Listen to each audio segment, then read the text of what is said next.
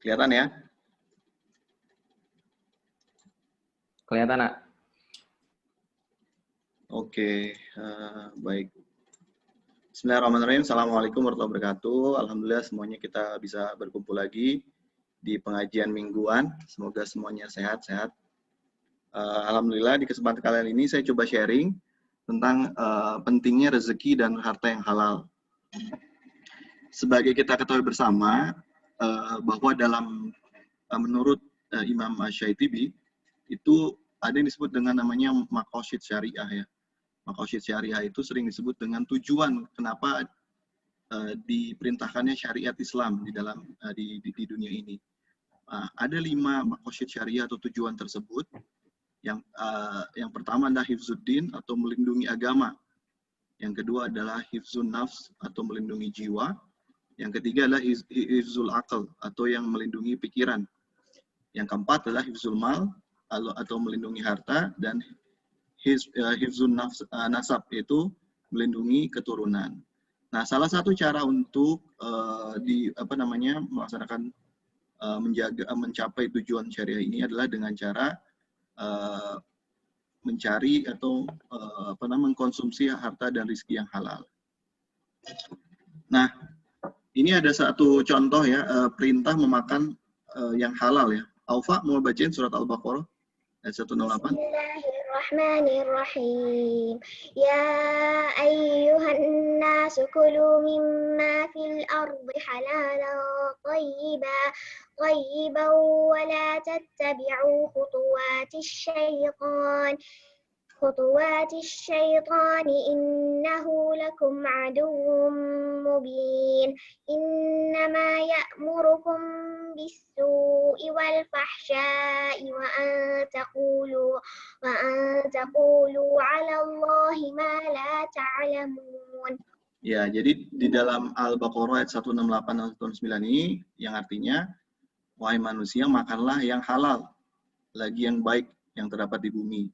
Ya, halalan toyiban. Janganlah mengikuti langkah-langkah syaitan. Sesungguhnya syaitan itu adalah musuh yang nyata bagimu. Jadi secara jelas dalam Al-Quran kita diperintahkan untuk memakan harta yang halal dan yang toyib atau yang baik. Nah, kenapa sih pentingnya mencari rezeki dan harta yang halal? Ada beberapa referensi ya dalam Al-Quran maupun dalam hadis, tapi ini saya coba summary-kan singkat. Yang pertama, kita diperintahkan untuk mencari harta dengan cara yang baik. Hal ini sesuai dengan hadis riwayat Ibnu Majah ya, bahwa hai manusia, bertakwalah kepada Allah, pakailah cara baik dalam mencari rezeki. Sesungguhnya seseorang tidak akan meninggal sampai ia sudah meraih seluruh bagian rezekinya. Meskipun tertunda darinya, bertakwalah kepada Allah dan lakukanlah dengan cara yang baik dalam mencari rezeki. Jadi itu yang kita diminta untuk mencari harta dan rezeki dengan cara yang baik. Yang kedua adalah mencari rezeki dan harta yang halal itu akan mengundang keberkahan. Karena berdasarkan hadis riwayat Bukhari dan Muslim, harta kekayaan itu hijau dan manis. Barang siapa yang mendapatkannya dengan benar atau halal, maka akan diberkahi. Dan yang ketiga, ada juga yang menyamakan, mensejajarkan dengan jihad. Dan ini disesuaikan dengan surat Al-Muzammil ayat 20 ya. Surat ada salah satu potongan ayatnya ya. Jadi yang mengatakan, dia yang mengetahui bahwa akan ada di antara kamu orang-orang yang sakit dan orang-orang yang berjalan di muka bumi mencari sebagian karunia Allah. Dan orang-orang yang lain yang berperang di jalan Allah. Jadi ada yang mencari karunia Allah dan ada yang juga berperang di jalan Allah. Kenapa sih harta halal itu penting? Nah, paling tidak ada beberapa hal. Ini saya sampaikan ada 3. Yang pertama, mewariskan amal soleh ya. Jadi dalam surat Al-Mu'minun ayat 51 Allah berfirman yang artinya, hai Rasul-Rasul, makanlah dari makanan yang baik-baik dan kerjakanlah amal yang soleh. Sesungguhnya aku mengetahui apa yang kamu kerjakan. Nah, menurut Ibnu Katsir katanya disandingkannya 2 perintah ini mengisyaratkan bahwa makanan halal adalah pembangkit amal soleh dan sungguh mereka benar-benar telah mentaati kedua perintah ini. Yang kedua, kenapa harta halal penting, itu menjadi penyebab diterimanya amalan. Lanjut juga dari ayat Al-Mu'minun ayat 51, kita tahu ya di hadis Al-Arba'in nomor 10, itu ada dalam hadis itu ada potongan bahwa wahai orang-orang yang beriman, makanlah dari rezeki yang baik yang kami berikan kepadamu. Kemudian Rasulullah menyebutkan, jadi dulu ada cerita, ada orang lama berpergian, rambutnya kusut, berdebu, tapi dia menengadahkan kedua tangannya ke langit. Terus dia berdoa, ya Robbi, wahai Tuanku, katanya. Padahal makanannya haram, minumannya haram, pakaiannya juga haram, dan ia dikenyangkan dari harta yang haram. Bagaimana mungkin doanya bisa terkabul? Jadi salah satu penyebab kenapa doa kita bisa terkabul adalah dengan cara memakan atau mengkonsumsi harta yang halal. Dan yang ketiga adalah pencegah atau penawar berbagai macam penyakit. Dalam surat An-Nisa ayat 4, artinya Allah berfirman bahwa berikanlah mas kawin atau mahar kepada wanita yang kamu nikahi sebagai pemberian dengan penuh kerelaan. Kemudian jika mereka menyerahkan kepada kamu sebagian dari mas kawin itu dengan senang hati, maka makanlah, ambillah pemberian itu sebagai makanan yang baik, lagi baik akibatnya. Dalam tafsir Ibnu Jarir dikatakan bahwa maka makanlah pemberian itu niscaya menjadi obat yang menawarkan. Itu kira-kira manfaat dari harta yang halal. Nah, apa sih jenis makanan dan minuman haram? Ini contohnya dalam surat Al-Maidah ayat 3. Ova, mau baca lagi? Bismillahirrahmanirrahim. Hurrimat 'alaikumul mayyitu wad-dammu walahmul khinziri wama uhilla li ghairillahi bih والمنخنقة والموقوذة والمتردية والنطيحة وما أكل السبع إلا ما ذكيتم وما ذبح علي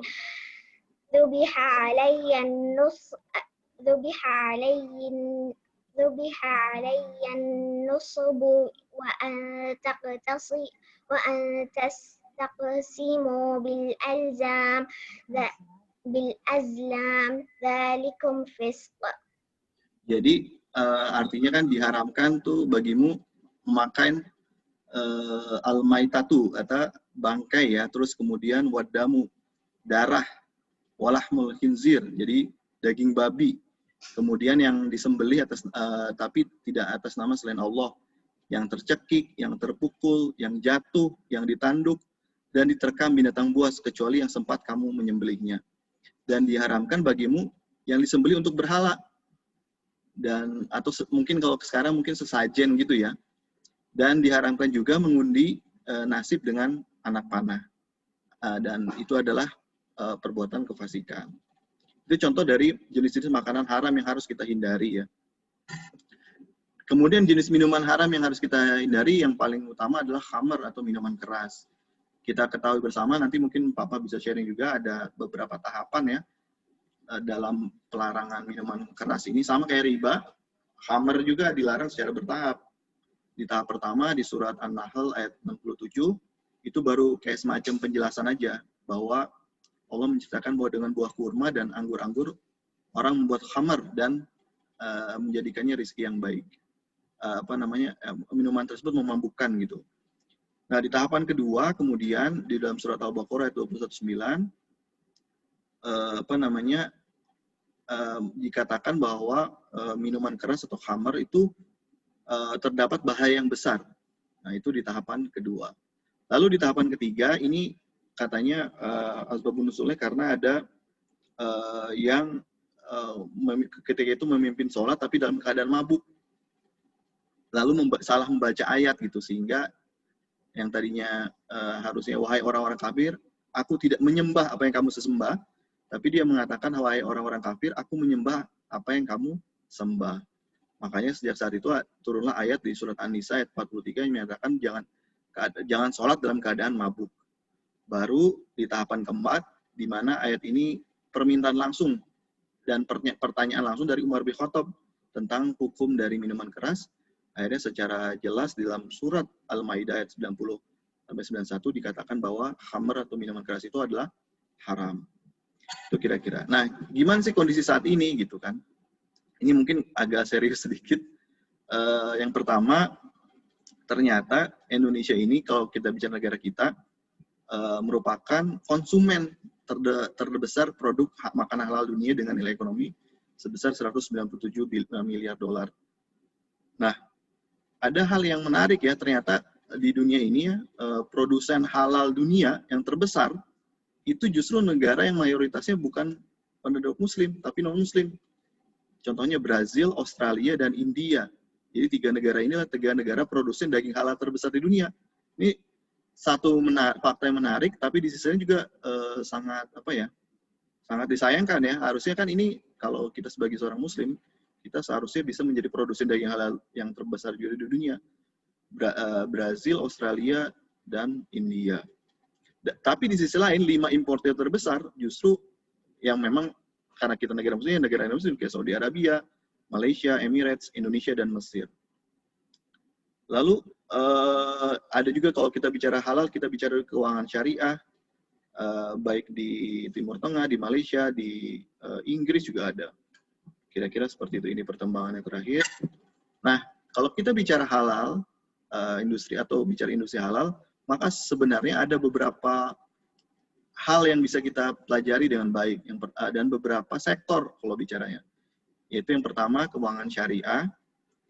Yang kedua, halal travel atau jalan-jalan sesuai syariah katanya. Kemudian juga ada halal fashion, pakaian atau penutup aurat yang sesuai dengan syariah. Kemudian juga ada media dan rekreasi halal, obat-obatan dan kosmetik. Dan tentunya makanan dan minuman halal. Ini mungkin bisa kita skip bahwa industri halal juga berkaitan dengan Sustainable Development Goals. Nah, ini ada fakta menarik, ternyata ada satu report ya, State of the Global Islamic Economy Report tahun 2018-2019 menyatakan bahwa di ranking lah negara-negara di dunia, terutama negara-negara dengan penduduk muslim di dunia, tentang sejauh mana mereka ramah atau familiar atau mempromosikan ekonomi syariah gitu ya.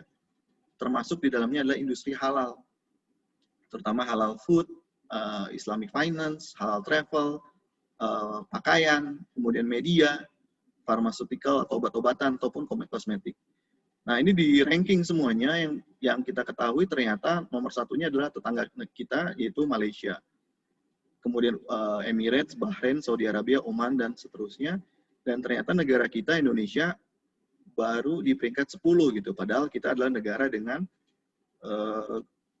penduduk muslim terbesar di dunia. Ini suatu fenomena yang bisa dijadikan acuan bahwa sebenarnya sudah saatnya negara kita Indonesia itu mengembangkan sektor halal, karena tadi aja daging halal aja yang menguasai produsennya justru bukan negara-negara muslim, padahal secara market, secara ekonomi itu besar sekali nilainya.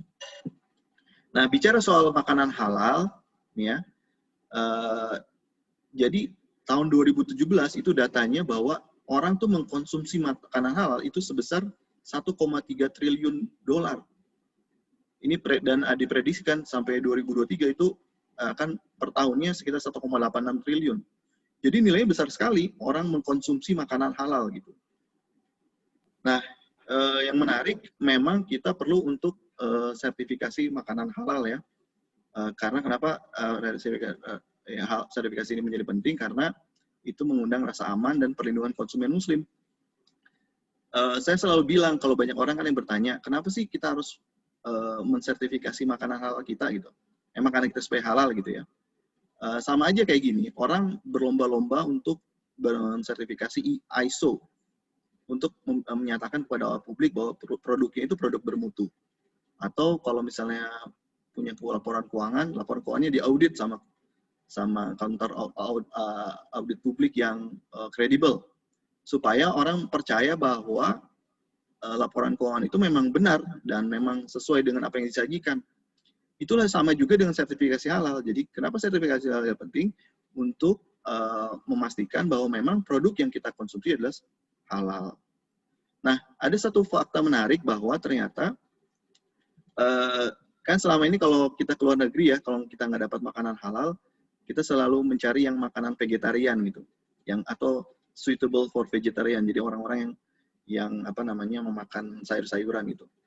Ternyata memang belum tentu semua makanan vegetarian itu halal karena ada yang mengandung alkohol. Itu saya ketahui waktu itu pergi ke India ya, ke Mumbai, itu dikasih tahu gitu, ternyata ada beberapa makanan vegetarian yang justru dikonsumsi dengan dicampur dengan alkohol. Jadi mesti hati-hati juga. Makanya kalau kita jalan-jalan atau keluar negeri yang kita agak susah mencari akses makanan halal, dan orang bertanya sebenarnya makanan halal itu gimana? Nah ini ada tipsnya ya, no pork, no lard, atau no alkohol. Jadi tidak ada daging babi. Lard itu kayak ada lemak babi gitu ya, di dalam kuahnya terutama, dan juga tidak ada alkohol. Ini sebelah kanan ada terkait dengan emulsifier ya, atau jadi kalau kita beli apa namanya coklat terutama atau makanan-makanan gitu ya, itu mesti dicek juga apakah emulsifier itu atau apa ya kayak semacam apa namanya ini rasa gitu ya, itu dari lemak babi atau bukan, atau seperti apa. Nah ini ada beberapa list yang dikeluarkan oleh Taqwa School ya di Australia tentang bahan-bahan yang mengandung babi atau hal-hal yang diharamkan. Ini jadi mesti hati-hatilah kalau keluar negeri terus beli-beli oleh-oleh, harus ngecek ingredients-nya. Ini terus kemudian dari Islamic Finance, kita ketahui bersama bahwa saat ini totalnya 2,4 triliun dan 44% itu ada di Timur Tengah ya sebarannya, dan kita udah belajar juga bahwa Indonesia baru sekitar 6% dari total share-nya. Kemudian juga ada Islamic Social Finance. Nah, Indonesia ini termasuk yang salah satu kiblat Islamic Social Finance terkait zakat, infak, wakaf, dan lain-lain. Dan kemudian juga contohnya ada BMT ya, koperasi syariah itu di Indonesia diakui sebagai salah satu yang terbaik untuk pengembangan ekonomi mikro dan usaha kecil. Halal travel. Nah, ini yang menarik juga. Ini di sebelah kiri ini foto gereja sebenarnya, tapi yang kemudian dikonversi jadi masjid di Amsterdam ya. Nah, yang menarik adalah kan dulu ada yang waktu zaman kampanye dulu ya soal halal travel gitu ya. Halal travel itu sebenarnya bukan mengubah budaya lokal, tapi halal travel itu intinya memastikan bahwa ketika seorang muslim ingin traveling, kebutuhan terhadap akses halalnya dapat dipenuhi. Apa itu? Yang pertama, ada akses ke tempat ibadah atau sholat. Jadi dimudahkan kalau kita sholat. Kemudian yang kedua ada penyediaan makanan halal. Dan yang ketiga adalah adanya petunjuk kiblat di kamar hotel atau pengingat waktu sholat. Itu aja sebenarnya. Kenapa orang pengen ada, sekarang kan yang terkenal halal traveling ya. Nah ternyata halal traveling itu di 2017 itu sekitar 177 miliar dolar nilainya gitu. Artinya kalau bicara bisnis itu sangat tinggi sekali ya.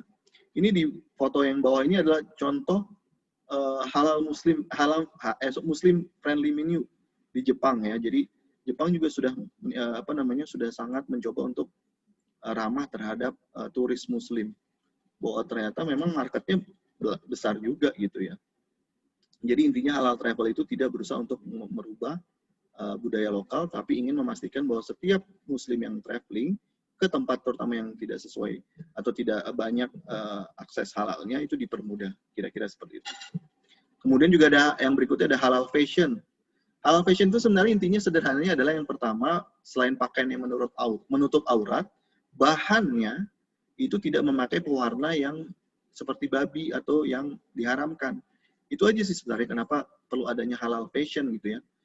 Yang pertama ya pakaiannya harus menutup aurat, tapi yang kedua bahannya juga harus sesuai dengan syariah, tidak mengandung unsur kayak emulsifier yang ada pada saat pencucian kain. Tidak terdapat unsur babi. Nah ini slide terakhir, ada industri lainnya, obat-obatan, kosmetik, dan sekarang yang sedang dikembangkan juga media dan rekreasi. Ini kalau buka website-nya Halal Media Japan, itu di Jepang tuh sudah ada tuh guideline media untuk bagaimana mengakses halal dan Muslim friendly information. Menarik ya, jadi di negara yang bukan mayoritas Muslim tapi sudah ada akses terhadap media terhadap yang sesuai dengan halal. Belum lagi soal obat-obatan dan kosmetik. Yang intinya adalah memastikan bahwa setiap obat-obatan yang kita konsumsi maupun kosmetik yang kita pakai itu harus sesuai dengan syariah atau terdapat bahan-bahan yang halal gitu, tidak terdapat bahan-bahan yang haram. Gitu aja dari saya sharingnya, mudah-mudahan bermanfaat. Demikian. Assalamualaikum warahmatullahi wabarakatuh.